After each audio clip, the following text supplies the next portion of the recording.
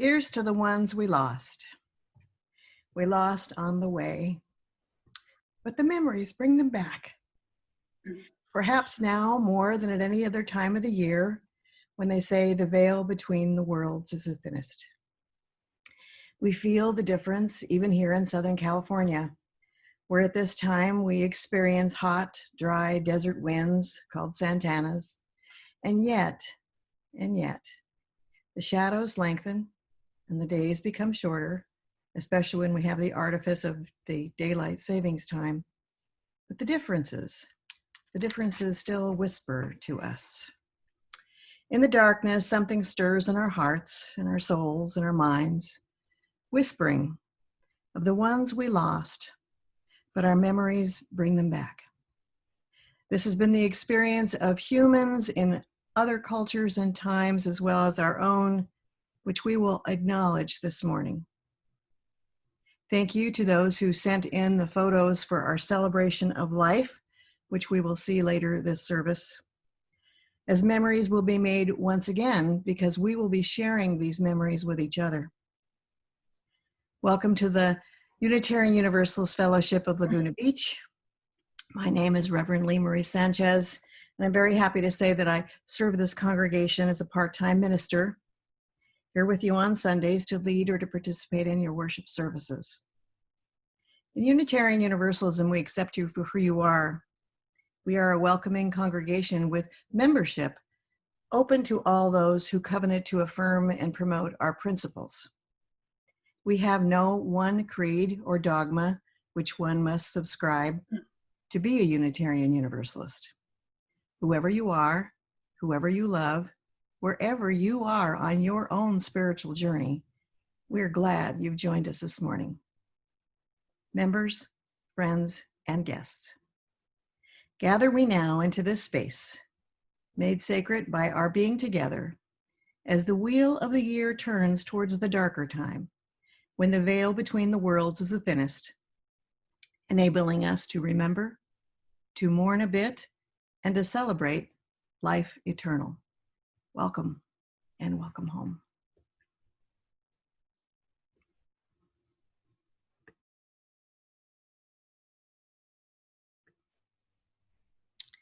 Our chalice lighting this morning will be by Noreen Kukkonen. If you have a chalice nearby or a candle, please join us in lighting yours with Noreen. And I will say a few words after that by the Reverend Florence Caplow. Good morning, Noreen. Thank you for lighting our chalice. Good morning. Tomorrow we celebrate All Souls Day, when we honor the faithful who have departed. I've been learning about my own departed in my family during this quarantine period. It keeps reminding me of how fortunate we are to live in this time in history, and why it's so important to protect our freedoms through active participation, so that a minority cannot set the rules for everyone. The world has not made life easy for much of humanity whose opinion or color did not fit the mold. While we as UU members celebrate the inherent dignity of all, our ancestors lived in a different world. My Puritan uncle, an indentured servant, arrived in Plymouth on the Mayflower, hoping to practice his faith and peace. The Quaker ancestors also left Europe during the migration, hoping for freedom of worship in the Rhode Island colony. There, a grandfather suffered jail time for openly practicing his faith. Several years later, a great-great-uncle had a falling out with the beliefs of Quakerism. He studied Methodism and was ordained a minister. He traveled by covered wagon to California and was instrumental in establishing that faith in the state. The Irish Catholic side of the family suffered great persecution for centuries under the English and has remained steadfastly Catholic. I confess to being a bit of a black sheep for following a different spiritual path. These ancestors held to their spiritual beliefs and persisted during difficult times. Thank God our paths today need not be so tortuous. I'm grateful to have found a fellowship where individuality and freedom and worship are respected for ourselves and for others. It's a new family to me. Today, I light the candle to honor those who were denied their freedoms and to celebrate the UU principles that encourage justice, acceptance, and freedom to seek spiritual truth and meaning. Morning. Thank you so much, Noreen.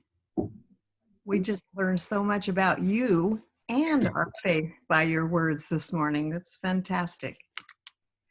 Please join me now in reading together our centering thought. The words will be on the screen, however, you will be muted, and it's a tiny little thought. So let's see that now and say it together.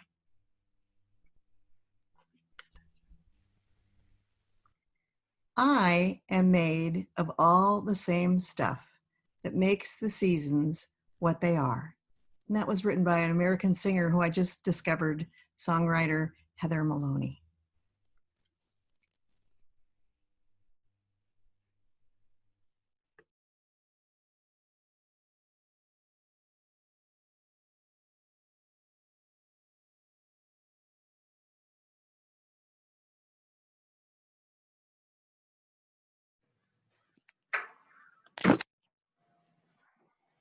Good morning.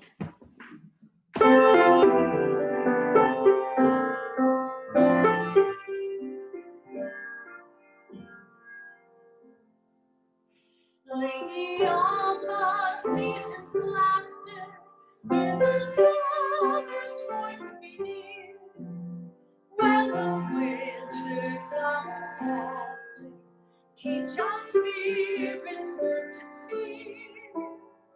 Hold us in your stalwart mercy, Lady of the turning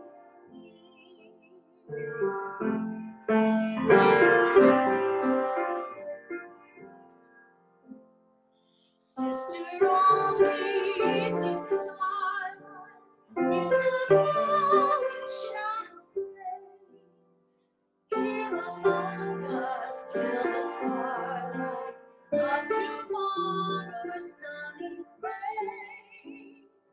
Hold us in your starry mercy, Lady of the turning day.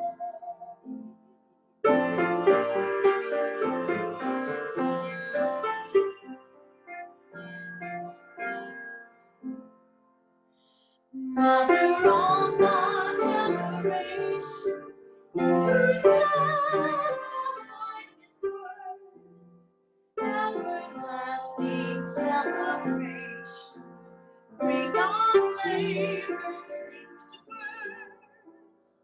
Hold us in your starry mercy, Lady of the turning earth.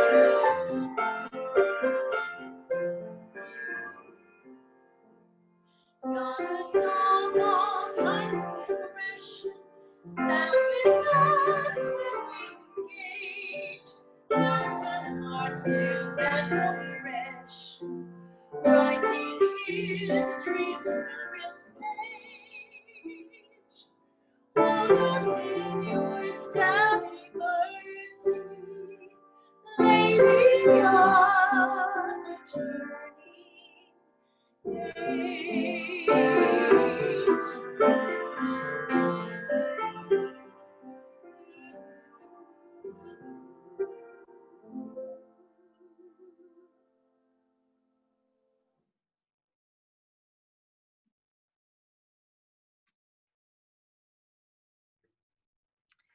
Thank you, milady. Your voice is so beautiful and your playing is always exquisite. We now get to join, all unmuted, in our unison affirmation. You'll see it on the screen and it will be garbled, but it will be beautiful because it is us.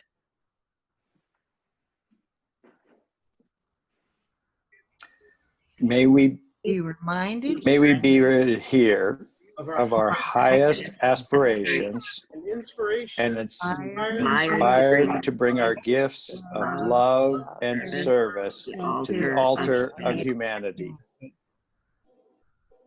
May we know once again that we are not isolated beings, but connected in mystery and miracle to the universe, to this community, and to each other.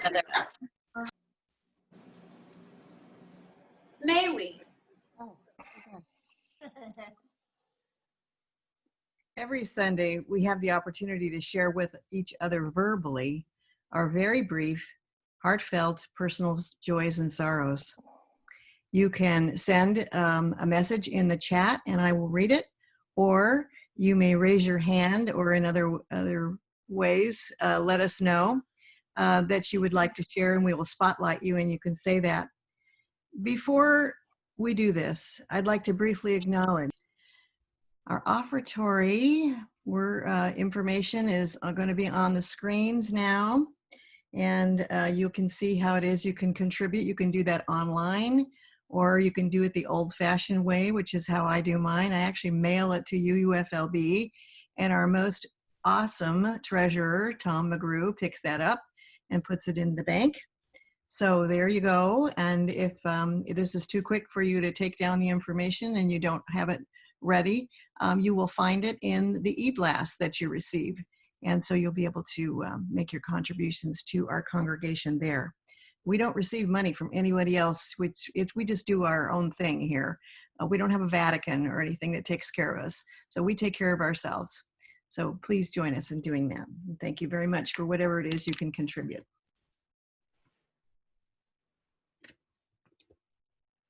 We're going to move now into a space and time for meditation, prayer, and reflection, each according to our own practices. You may close your eyes, let your face relax, drop your shoulders, and then drop your shoulders a little bit more, because that actually makes you really be open to whatever feelings that you want to come to at this time. I want to read for you something by a UU minister, the Reverend David M. Horst. He is a community minister and he's a case manager for the New London Homeless Hospitality Center in Connecticut, and he wrote this called The Last Leaf. Once many gray autumns ago, I came upon a tree. The tree, a poplar, had dropped all of its leaves but for one. Just one. Exactly one leaf remained near the topmost part of the tree, fluttering in the breeze like a little reddish-brown flag. All of the other leaves lay around the ground or had blown away. I stopped and looked and marveled at the sight. I wondered what the odds might be that I was the one person who happened to arrive at that time, that one tree, at that one moment, when one leaf remained. What were the odds? I felt an instant kinship with that one leaf. I admired its stubbornness. I spoke quietly to it. Hang on, never give up, don't let go. I gazed at the last leaf for a time, though I did not stay to witness its falling. I did not want to witness its falling. The leaf was not ready to go and drop silently to the ground, and neither was I. I knew, though, that we both would, in time, let go. I praised the last leaf on that autumn day many years ago when I was still young. I walked on, and slowly, imperceptibly, a sense of calm came over me, a sense of acceptance, a sense of peace. The exuberance of summer is gone. Grand plans and high hopes give way to chilly reality. We loved the best we could. We've reaped as much as we could. We've traveled life's journeys as far as we could. We count our blessings and our losses, as all leaves must fall. The circle of the year comes round. Our hemisphere tilts away from the sun. Green turns to gold. Life returns to the soil. Animals retreat. The nights grow long. The natural world lies fallow. The season of letting go comes as it always comes. Let us sit together for a few moments in silence.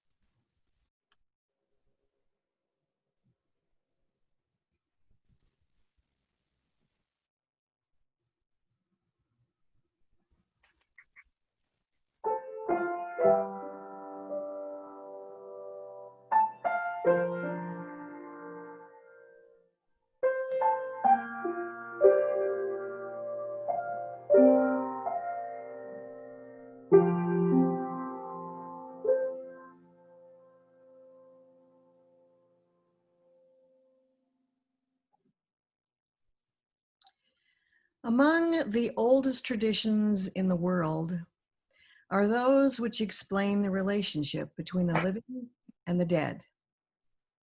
Spelled Samhain, the pronunciation now heard most is Samhain, is the name of a 2,000-year-old Celtic festival, which means summer's end. It marked the close of the harvest season and the coming of the shorter, colder, darker winter. The Celts believed that during this time, the veil between the worlds of life and death were the thinnest, and the dead could return to walk the earth where they had lived before. And some who had not yet moved on could actually interact with the living.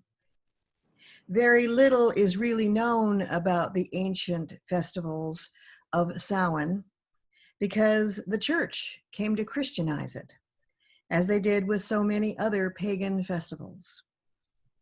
What we do know comes from the work of Irish monks, but they were mostly to denigrate pagan practices. On October 31st, on our modern calendar, the people then slaughtered cattle, disposed of the bones in bone fires, and celebrated with food and drink. Their departed ones, their dead, would be welcomed back to partake of their favorite foods and beverages and join them in parties. However, there was a good chance that a spirit might return who would not be so welcomed. So people darkened their skin with ash from the bone fires, and they called it guising. Later, the practice became wearing masks to disguise ourselves, so as to remain safe from the unwanted attention of evil spirits. It's interesting to note that when the Celts lit their bonfires, the fires would naturally attract bugs, and the bugs would attract bats. By 443 AD, or CE, Common Era, the Roman Empire had conquered most of the Celtic territories, and they combined the Celtic traditions with those of the Roman origins. One used the symbol of the apple from the goddess Pomona, and it may be that from that comes the custom of bobbing for apples at Halloween parties. It is not known how long these rituals were celebrated, but they probably were when Christianity came to the Celtic lands in the 5th century CE. In 609, Pope Boniface IV dedicated the Pantheon in Rome to honor Christian martyrs, and the Catholic feast of all martyrs was established in the Western Church. Pope Gregory III later expanded the festival to include all the saints, not just the martyrs, and moved the observance from All Hallows Eve from October 31st to November 1st, thereby creating All Saints' Day. The word hallow, by the way, means to make holy, as in the famous prayer of Jesus that begins, Our Father, who art in heaven, hallowed be thy name. Now, if you search the Roman Catholics' writings about the beginning of this holiday, they very rarely mention the Samhain as its precursor. But if you check with other scholarly literature, the Christianization of pagan symbols, temples, festivals, rituals, legends, and religious iconography is well established history. By 1000 CE, the church made November 2nd All Souls Day, a soul to honor all the dead, not just the martyrs, not just the saints. This was a day to pray for the souls who still resided in purgatory, the place where one paid time for their sins before being allowed to enter heaven. Families would go to the cemeteries to celebrate with food and drink. They'd also clean up the graves and decorate them with flowers and clean their loved ones' tombstones. All Souls Day is now celebrated in many of the world's countries, including by our Unitarian Universalist Christians, for whom this day is to honor all of our ancestors and not to pray for sinners. By tonight, I will have put something on our, send it out as an email, that our UU Christian Fellowship, which is an international one actually, is holding a November 2nd All Souls Day celebration, which you can join online. And I think I'm going to. I'm curious as to how we're going to celebrate that. So I will send that and you'll have that available later today so that you can partake if you wish tomorrow. When All Souls Day reached England during the festivities, poor citizens would go from door to door to beg for food, and people would give them pastries called soul cakes. They would also give them money and ale in return for the poor people's promise to pray for the rich people's departed. This practice was known as going a souling, and it was encouraged by the church as a way to replace the bodily revelry, the partying with the food and the wine, which was to be shared with returning spirits of the dead.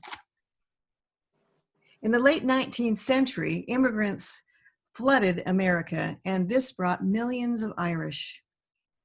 And they brought their practices here. And some of these eventually morphed into Halloween, the rituals of parties, bobbing for apples, wearing masks and costumes, playing games, and of course, trick-or-treating.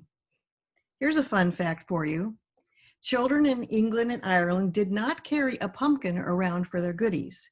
Instead, they carried a hollowed out turnip. Must have been pretty big turnips. Dia de los Muertos originated in ancient Mesoamerica, Mexico, and the northern Central America, where indigenous groups, including the Aztec, the Maya, the Toltec, had specific times when they commemorated their loved ones who had passed away. Certain months were dedicated to remembering the departed based on whether the deceased was an adult or a child. After the arrival of the Spanish, this ritual of commemorating the dead was intertwined with two Spanish Catholic holidays, All Saints Day, November 2nd, and All Souls Day, All Saints November 1st, and All Souls November 2nd.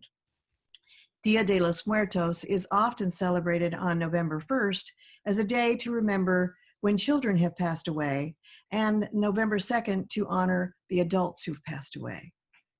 Dia de los Muertos is not a Mexican version of Halloween. It is a separate holiday. Today, Dia de los Muertos is celebrated mostly in Mexico, some parts in Central and South America, and more recently it has become very important and popular in Latino communities abroad, especially in the United States and especially in the the Southwest. The ofrenda, or temporary altar, is often the most recognized symbol of Dia de los Muertos. Pictures of the dead, along with items that belong to them, including special foods and flowers, decorate the ofrenda. here in Southern California, we're very fortunate that we have many in the Latino community, even today, who are building their ofrendas, and they are sometimes in their churches, many times in their homes. And I just learned yesterday that there is a group in Santa Ana who has created a beautiful ofrenda that they are taking on a truck, and they're taking it around to the mostly Latino neighborhoods in Santa Ana and other parts of Orange County. Spiritualism in religion is defined as a movement based on the belief that the departed souls can interact with the living. And it flourished in the 19th century here in the United States and influenced both Unitarianism and Universalism. In the 1850s, before the Civil War, spirituals numbered from 2 to 3 million people out of a population of 30 million people. It attracted people from every religious background, but it did include a disproportionate number of Universalists who were among their public lecturers and their promoters. I found it fascinating that our forebears, who were linked to liberal, progressive, and even radical reform movements at the time, like the abolition of slavery, women's rights, health, and labor reform, were highly attracted to spiritualism because they saw this as a rationalist challenge to biblical revelation and miracles, and as a natural connection of cause and effect, life to afterlife. Early Universalists believed that souls, all souls, would eventually be saved, immediately or eventually, and eventually everyone would enter heaven. Also, many were attracted to the 19th century sciences of phrenology and mesmerism as natural methods of healing. Joseph Smith, who upon experiencing visions and revelations from heaven, became the founder of Mormonism, or Latter-day Saints. More than flirted with Universalism for some time, but eventually he found them mutually exclusive. Just think how it might have been otherwise. Today, we have Unitarian Universalists who still feel a strong connection to these seeds of spiritualism in their own beliefs and practices. We've heard about and experienced this in our own pulpit with our previous guest sermons here from Unitarian Universalist pagan candidates and ministers. After teaching a class on the connection of spiritualism to Unitarian Universalism, the former UUA president and religious scholar, the Reverend Dr. John Burens, said that a student sent him this image, which I love.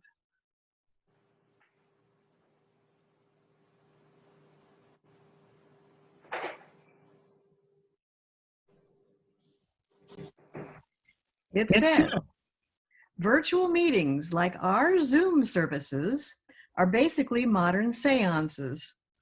Elizabeth, are you there? Make a sound if you can hear us. Is anyone with you? We can't see you. Can you hear us? And I would add mute or unmute yourselves, please. Unitarians and Universalists have greatly influenced the American ways of death, lifting up what is naturally transcendent and sacred about all human life. All of this is detailed in a beautiful book called Teaching the World to Die, and it was written by the Unitarian Universalist minister, the Reverend Edward Searle. The grand story began in the 1830s around Boston, when a reform movement by the Unitarians sought to take death out of the pallor of the church's graveyard and into the beautiful countryside. The movement had sanitary or health considerations as well, because cities like Boston were running out of burial space. The Unitarians looked toward the classical ideal known as the cemetery.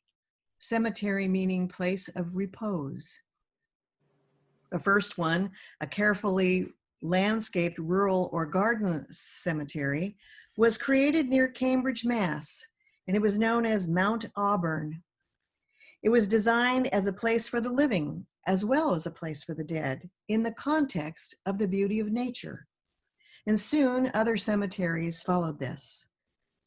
Next, in the 1870s, a radical Unitarian minister in New York City Octavius Frothingham preached the first sermon advocating cremation, which was now an option made possible by the technology of the crematorium, which had been brought to the United States from Europe. Cremation was slow to catch on, however, because of the opposition of the aggressive funeral industry. After World War II, the Memorial Society movement began to resist the practices of the funeral industry. Many Unitarian congregations led the way in creating these memorial societies. The San Francisco Memorial Society was organized in a Unitarian minister's living room, and it included Jessica Midford's attorney husband. Soon, Jessica Midford wrote one of the most influential books ever written in the 20th century. It was called The American Way of Death.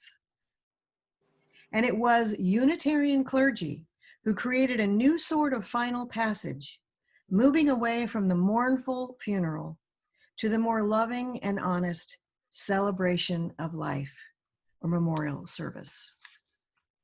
The Reverend Searle wrote, "There is no doubt that the first principle of Unitarian Universalism, the inherent worth and dignity of every person, summarizes our religion's attitude about death."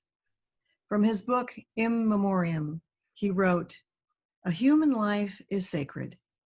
It is sacred in its being born, it is sacred in its living, and it is sacred in its dying." I'd like to again thank all of you who sent in the wonderful photos for our celebration of life this morning. Loved ones who we miss, who once graced our lives, allowing ourselves now both joy and sadness as we recall their lives, and know that the recollections of them are gifts to us, gifts that will endure in our memories.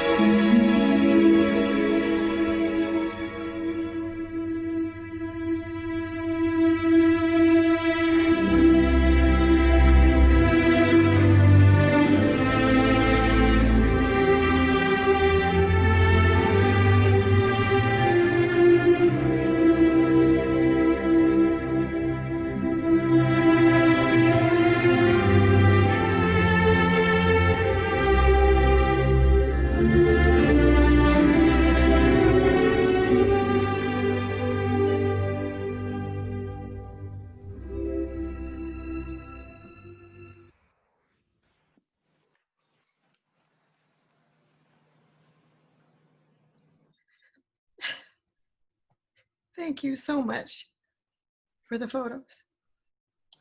May we know that we are not alone in our losses, that together here we may truly celebrate that we are all part of the oneness.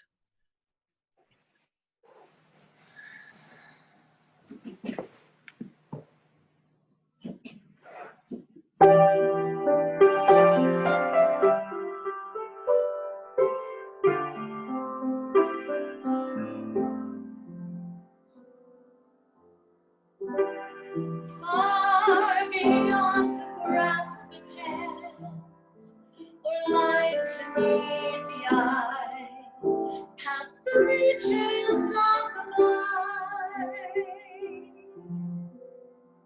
where find the key to nature's harmony, in an architecture so entwined.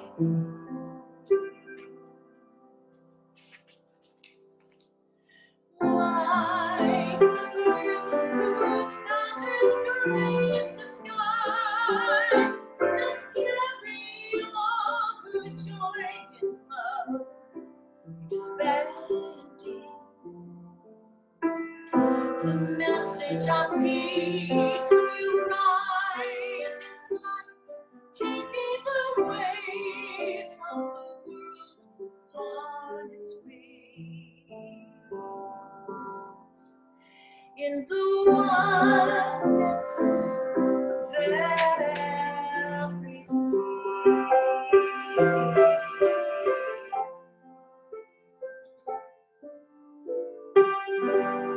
Peace is in the dance of trees who stir before the first breath of the wind is yet received. Trust in the song, becoming one with the dance, and all mysteries can be believed. Songs of lights long past the touch of road are written in the earth, ever living.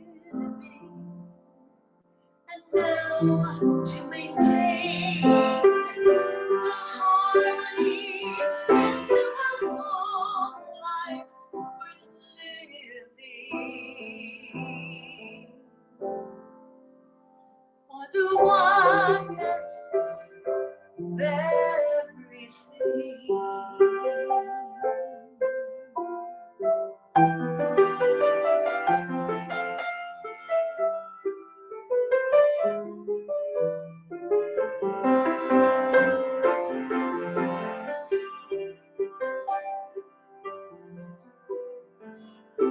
Vast and immeasurable time and space, also overwhelmingly designed.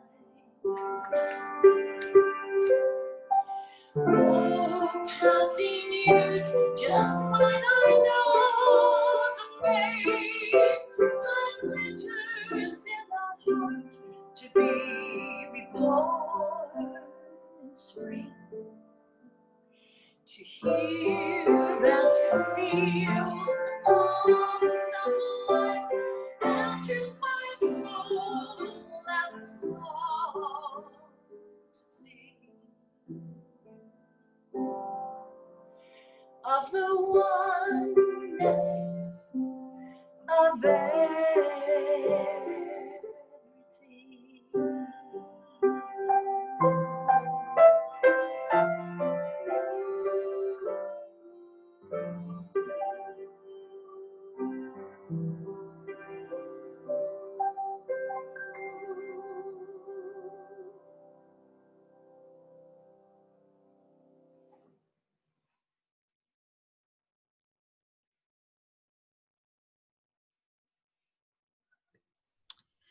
Thank you, Carole.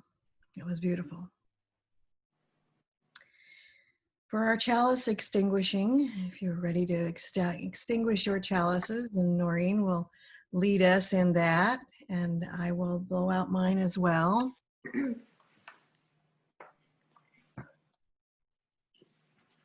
These are the words adapted and inspired by William Feiss, Unitarian Universalist. Earlier, we lighted our chalices as a plea to brighten the dark corners of our hearts. Its flame a promise of warmth for our souls grown cold or lost in despair. Kindled so we might find comfort in warmth, strength in light, holiness in presence. We follow the light that it might illuminate our search for purpose and for meaning and forgiveness, and knowing even as the sacred spark of life is extinguished, the light still burns with memory and hope. It's all brief flash across our lives of love, of truth, and the promise of healing hearts. Amen. Let us join now together in singing Let There Be Peace on Earth, as we always do at the close of every service.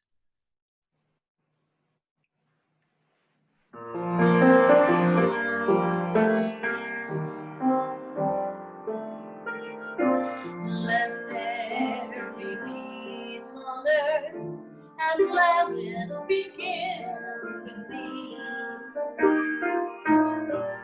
Let there be peace on earth, the peace that was meant to be.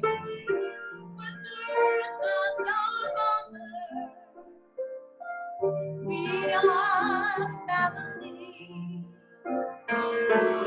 Let us walk with each other in perfect harmony.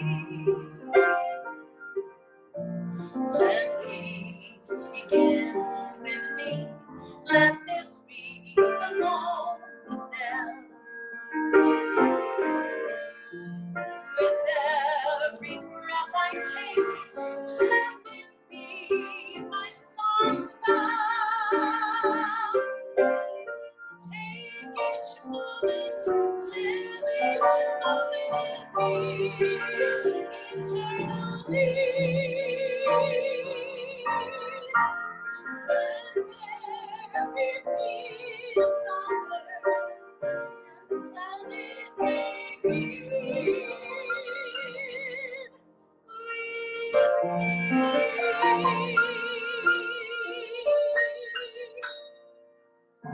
Have a wonderful day, everybody.